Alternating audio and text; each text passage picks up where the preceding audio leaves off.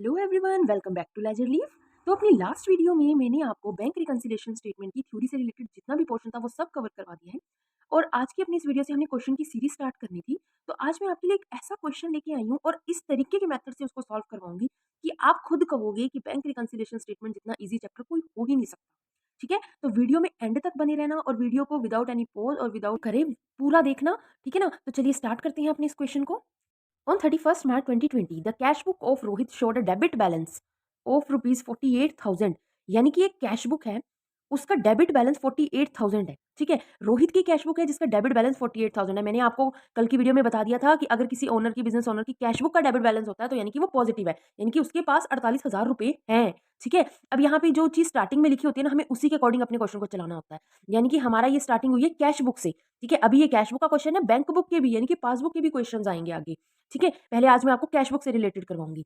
तो cash book का debit balance यानी कि टोटल 48,000 रुपए रोहित के पास है। When compared with the bank statement in the following differences were found. जब उसने अपनी इस कैश बुक को बैंक स्टेटमेंट से कंपेयर किया, अरे तो उसने देखा उसके तो बहुत ज्यादा डिफरेंसेस आ रहे थे। ठीक है, तो क्या क्या डिफरेंसेस थे वो करने से पहले मैं आपको एक और बात बताना चाहती हूँ कि जो हमारा ये जो स्टेटमेंट है, ठीक है, इसको बनाते किस ढंग से हैं ये देखो। हमने पहले ऐसे लिख देना ऊपर bank reconciliation statement as on, जो हमें डेट गिवन है 31 मार्च 2020, बस ये लिख देना है इतना। उसके बाद एक बहुत बड़ा कॉलम बनता है पर्टिकुलर्स का, या तो प्लस आइटम होती है या माइनस आइटम होती है, या दोनों साइड अमाउंट लिख के हम रुपीज रुपीज लिख देते हैं कि एक साइड प्लस लिखेंगे एक साइड माइनस लिखेंगे। ठीक है, कॉमनली यही मेथड अपनाया जाता है एग्जाम्स के पॉइंट ऑफ व्यू से भी, तभी करके मैंने आपको यही करवाया, प्लस आइटम और माइनस आइटम का। ठीक है, तो हमें यहाँ पे इन्होंने क्या बोला था, debit balance of rupees 48,000। Cash book है ना, कैश बुक का डेबिट बैलेंस है, तो हम यहाँ पे लिखेंगे debit balance as per cash book, है ना। कैश बुक का डेबिट बैलेंस है, थोड़ा हैंडराइटिंग ऐसे हो रही है ना तो देख लेना, कोई बात नहीं।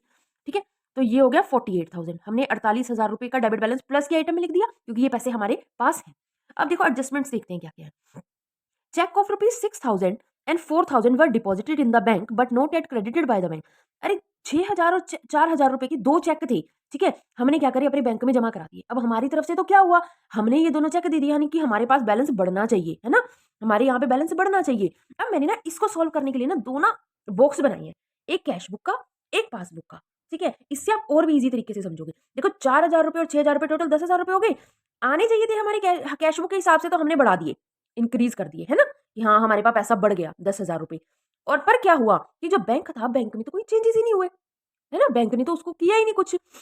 तो अब इस केस में क्या होता है, तो सबसे पहले इसको करने का जो इजी तरीका है वो है आपने ना दो बॉक्स बना लेने, एक कैश बुक का एक पासबुक का। जिस चीज से क्वेश्चन स्टार्ट होता है ना, जैसे हमारा ये कैश बुक से स्टार्ट हुआ है, तो हमने सिर्फ कैश बुक में चेंजेस करने हैं। ठीक है, बैंक एज इट इज पड़ा रहेगा, बैंक को आप नहीं छेड़ोगे, आप बैंक के कॉलम को नहीं छेड़ सकते। ठीक है, तो क्या हुआ, 6 और 4,000 दो 10,000 हो गए ना। ये 10,000 रुपए जो थे वो हमारे हिसाब से हम अपनी कैश बुक में पैसे बढ़ा रहे थे, है ना, ये हमने बढ़ा लिया, पर बैंक ने तो कोई चेंज किया नहीं। तो अब क्या हुआ, अब हम बैंक के पास तो जाके कहेंगे नहीं, ले भाई अब तूने हमारे उसमें तो 10,000 रुपए की एंट्री करी नहीं, बढ़ाई नहीं, इसको बढ़ा। अब हम बैंक को तो नहीं छेड़ सकते ना, क्योंकि क्वेश्चन ही कैश बुक से स्टार्ट हो रहा है, तो इसको हमने नहीं छेड़ना। हम इस केस में क्या करेंगे, जो पैसे हमारे बड़े थे उसको हम कर देंगे डिक्रीज।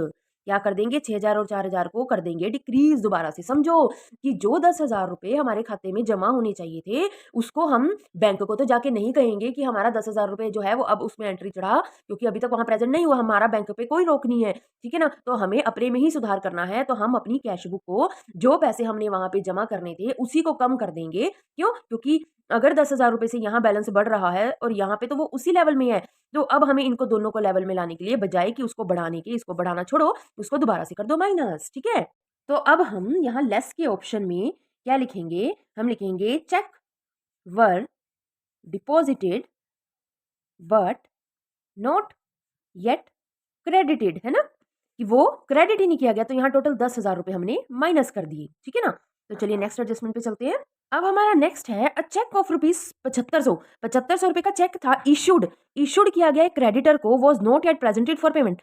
इशूड का मतलब यहाँ पे क्या होता है कि हमने अपने पास से पैसे दे दिए, क्रेडिटर मतलब हमारा लेनदार जिसने हमसे पैसे लेने हैं, हमने उसको 7500 रुपए का एक चेक दे दिया, पर उसने अभी तक बैंक में वो पेमेंट के लिए प्रेजेंट ही नहीं किया, है ना। अब देखो फिर कैश बुक बैंक बुक पे चलो, कि जो 7500 रुपए थे वो कम होने चाहिए थे हमारे खाते में से, पर बैंक में वो प्रेजेंट नहीं हुआ, फिर बैंक ने कोई चेंज नहीं किया। अब फिर इसको लेवल पे लाने के लिए जो 75,000 रुपए हमने कम किए थे उसको डिक्रीज कर दो, सॉरी इंक्रीज कर दो, है ना, बढ़ा दो उसको। तो ये 7500 रुपए क्या हो जाएंगे, ये हो जाएंगे यहाँ पे डेबिट बैलेंस वाली साइड में ऐड, है ना, कि check issued but not presented. है ना, कि वो प्रेजेंटेड नहीं हुआ पेमेंट के लिए, तो यहाँ पे 7500 रुपये ऐड कॉलम में लिख दो। ठीक है, थर्ड इसका पॉइंट क्या है, बैंक चार्जेस ऑफ ₹250, 250 रुपए के बैंक ने अपने सर्विसेज देने के लिए कोई चार्ज काट लिए, डेबिट कर दिए ना, but not recorded in the cash book. अब फिर क्या था, ये जो 250 रुपए के बैंक चार्जेस थे, यानी कि बैंक में से जो 250 रुपए कम हुए थे, है ना, अब वो हमने अपनी कैश बुक में नहीं रिकॉर्ड किए। अब हमने क्या करना था, बैंक का जो बैलेंस था वो तो लेवल हो गया कम, अब हम अपनी कैश बुक को तो सॉरी बैंक को तो छेड़ नहीं सकते, उसको तो जाके ऑर्डर दे नहीं सकते। अब हमने क्या किया, हमें अपनी कैश बुक को भी कम करना पड़ा, है ना, डिक्रीज हुआ। तो हम यहाँ फिर से लेस के ऑप्शन में क्या लिखेंगे, बैंक चार्जेस। बैंक चार्जेस जो थे ना, यहाँ पे हमने 250 रुपए अपने कट करवा लिए। ठीक है, इससे आगे है अगले वाला कि interest on deposit ₹1200 was credited by bank. अब बैंक ने 1200 रुपए क्या करे, क्रेडिट करे।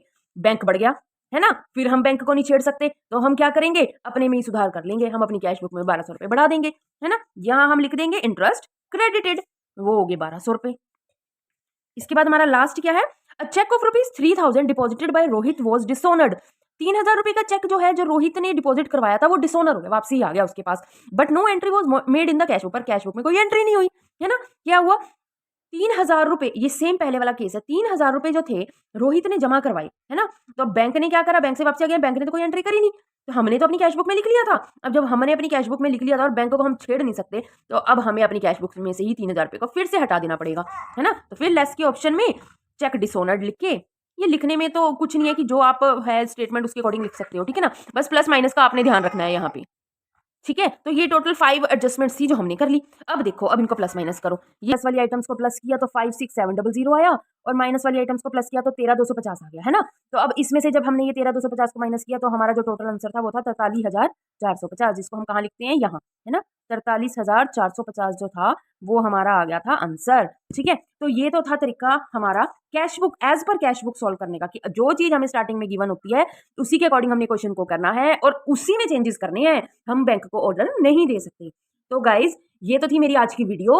अगर आपको अच्छी लगी है और आपको ये मेथड इजी लगा है, अभी तक आपको बैंक रिकंसिलिएशन स्टेटमेंट नहीं आई थी और आज इस क्वेश्चन को करने से आई होप आपको ये समझ आई होगी, तो प्लीज मेरी इस वीडियो को लाइक जरूर करना, अपने फ्रेंड्स के साथ शेयर करना, और हाँ, अगर कोई भी दिक्कत है, कुछ भी प्रॉब्लम रह जाती है, तो मुझे कमेंट करके जरूर पूछ लेना। तो मिलते हैं नेक्स्ट वीडियो में एज पर पासबुक वाले क्वेश्चन के साथ, ठीक है, और ऐसा ही ट्रिक के साथ मैं आपको दोबारा से समझाऊंगी, ताकि आपके लिए बैंक रिकंसिलिएशन स्टेटमेंट करनी और आसान हो जाए।